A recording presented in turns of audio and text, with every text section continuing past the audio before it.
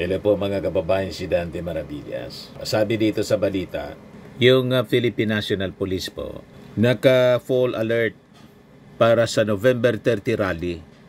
Mas naigpitan ang hanay ng kapulisan ang paganda para sa darating na nationwide trillion peso march sa November 30 ayon sa Philippine National Police. Biyana niya Mr. Maravillas, ang masasabi mo dyan, wala mang problema, sabi ng ating Pangulong Bongbong Marcos. Basta't peaceful lang po.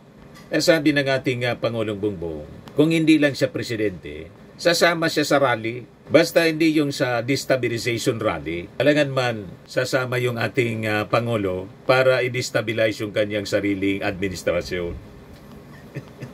Ang ibig sabihin ng ating Pangulo, kahit siya po galit na galit, sa latest nga po niya nga sinabi, nang ilabas na yung warrant of arrest laban kay Saldico at mga kasama. Ako andyan yung nagsimula nito. Ako ang tatapos nito. Kailang mga kababayan, ang daming nakikisawsaw. They're actually hijacking the issue dito po sa paglaban sa korupsyon.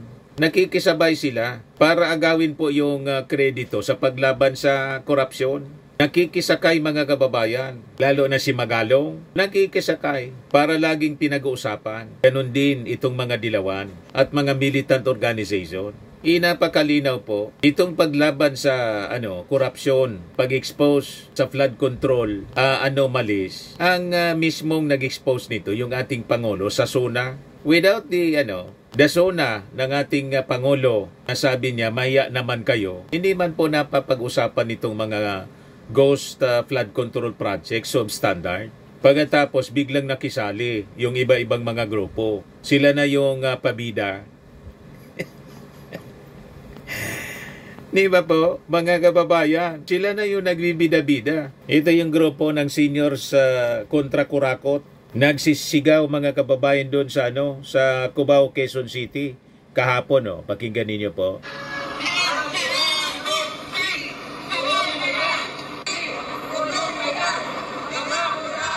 Mga kurakot daw, ikulong na yan. Iyon na mismo yung ginagawa ng ating Pangulo. Panagutin yung mga nangurakot sa bayan. Kami, matatanda na kami. Dapat wala na kami sa ganitong pakikibaka. Pero paano ka naman kami? Ano ipamamana namin sa aming mga anak at aming mga apo? Isang bulok na sistema kung saan normal ang pangurakot, normal ang korupsyon, normal lang na magnakaw, at ipinagmamalaki pa ng karamihan na marami silang pera dahil sila'y nangurakot. Naasahan namin na mapakinggan kami ng mga kinauukulan na sana... Hindi pa ba kayo pinakikinggan? Nakakulong na sila. Paano naman kaming matutulog kung alam namin may problema ang bayan natin? Paano naman mismo yun ang sinasabi ng ating Pangulo. Mga seniors na kami, enjoy lang namin ang buhay may makukulong namin. Diba? Yun ang normal. Before Christmas. Ano pa? Lang kami sa pensyon o kaya manghintay na lang kami lagi ng ayuda mula sa gobyerno.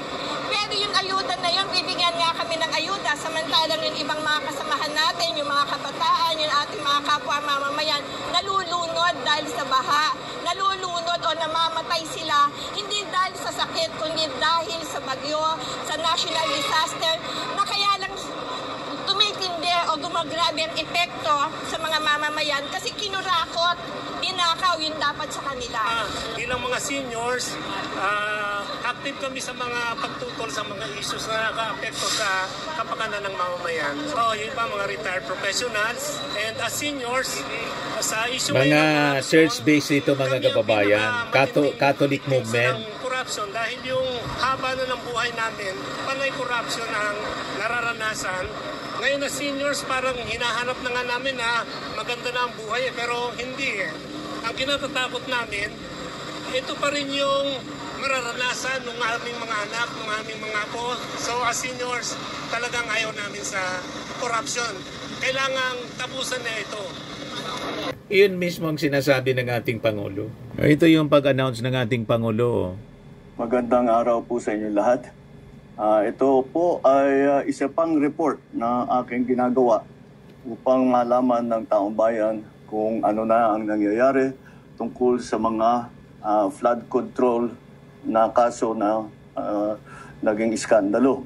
At kung paano kung ano ang mga ating nagawa upang mapanagot ang mga may kagagawan nito.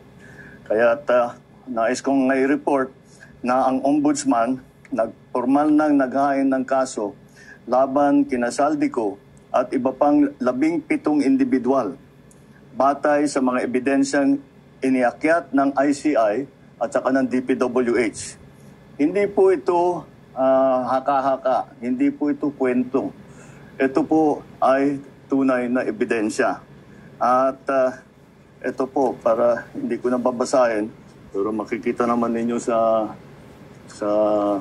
phone ninyo, ito yung listahan ng may arrest warrant na. At ang susunod na hakbang, ay wala nang paligoy-ligoy pa, ang ating mga otoridad ay siyempre papatupad na nila itong mga arrest warrant na ito. Aarestuhin na sila, ihaharap sa korte at pananagutin sa batas. Walang special na pagtrato, walang sinasanto. Ako ang nagsimula nitong lahat. Ako ang magtatapos. Kaya't asahan po ninyo na wala pong tigil itong aming ginagawa.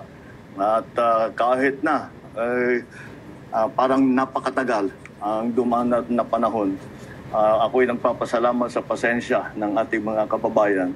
Ngunit nagbunga na ng resulta ang mga pasensya ninyo. Maraming salamat po. Magandang araw po sa inyo. So ano pa? Di ba po? Ngayon nga may nahuli ng isa po. Yung isang engineer ng Mimarupa. Ayan o. Bahay na pinagtataguan ni DPWH Mimarupa Engineer Dennis Abagon, pagmamay-ari umano ng isang politiko ayon sa NBI.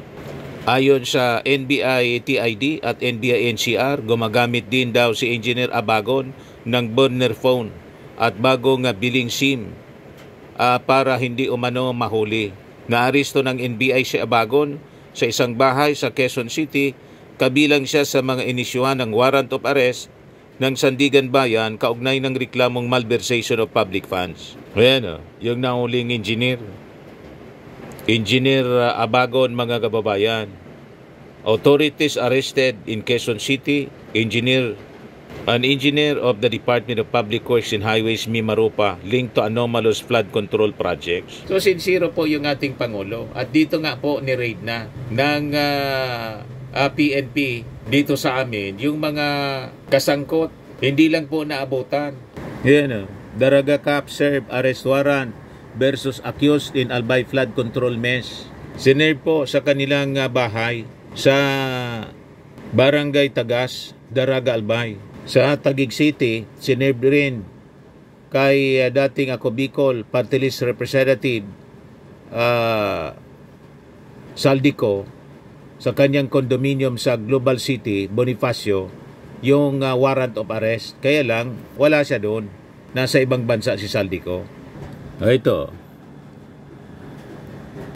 Yung sa Daraga, yung arrest warrant laban kay Jean Ryan Alaurin Altea. Yan o. Sa Ginubatan, ganun din po. Sinerve din laban sa isa pang akusado. Ayan o. Sa flood control project. Yan po.